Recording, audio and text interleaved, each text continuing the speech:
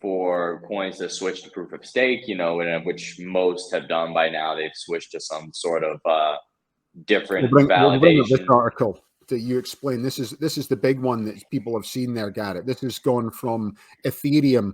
So their energy usage carbon footprint is down 99.99% after the merge. So just explain what happened here, because that's just highlighting your point with essentially the second biggest crypto. Yeah, it's very cool what they did. They switched to proof of stake instead of having the proof of work mining to create the new coins. And the carbon footprint's down 99.99% after this. Some people argue that Bitcoin could do the same thing. I don't personally think it will come under the scrutiny anytime soon to make that jump. I think that we're at a point in time that the price of Bitcoin is low enough and the difficulty is high enough that, for instance, it's really not worth it for a lot of miners to keep the lights on and pay for the electricity. That's the thing at the end of the day. Electricity costs money, and these miners will be forced to capitulate. They're forced to capitulate their coins to pay for the electricity or whatever other expenses.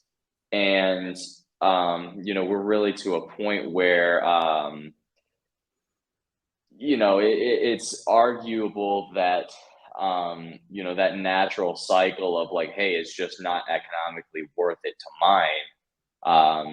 That comes into play and kind of balances things out. And it's like, well, we really will never be above 0.01% of the world energy consumption just due to, the basics of economics. It's like very basic guns and butter economics where we won't end up needing, or people won't end up wanting to spend to, operate these miners or buy new computers or, contribute to the e-waste.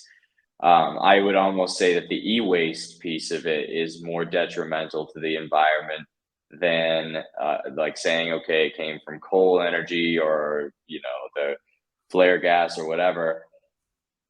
It's all very crazy, but I don't envision that it's as big as a problem as people think it is. Yeah, and I think that the bit in the article I wanted to just focus on is the report commissioned from the Crypto Carbon Rating Institute. So there's an institute out there that tracks all this stuff by Ethereum. It's run by Consensus for Ethereum.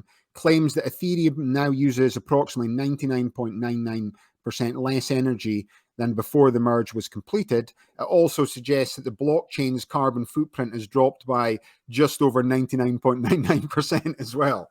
So, yeah, obviously Consensus is running this thing, but it puts it in perspective. And it's also, that previous article that we brought up, Garrett, they were looking at Bitcoin. So University of Cambridge says, well, Bitcoin, because we were claiming it created the same amount of CO2 emissions as Argentina for a while. And now they're coming out and saying, well, in actual fact, we've worked it out and that was a bit overblown. That's what the article says. So go to Cambridge University and it's more like the CO2 emissions of Nepal.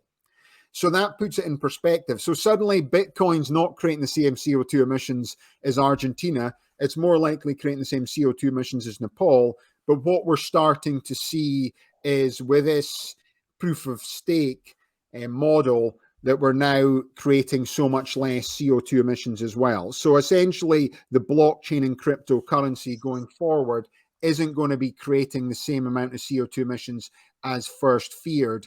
And then you think, why were they actually saying that to us in the first place?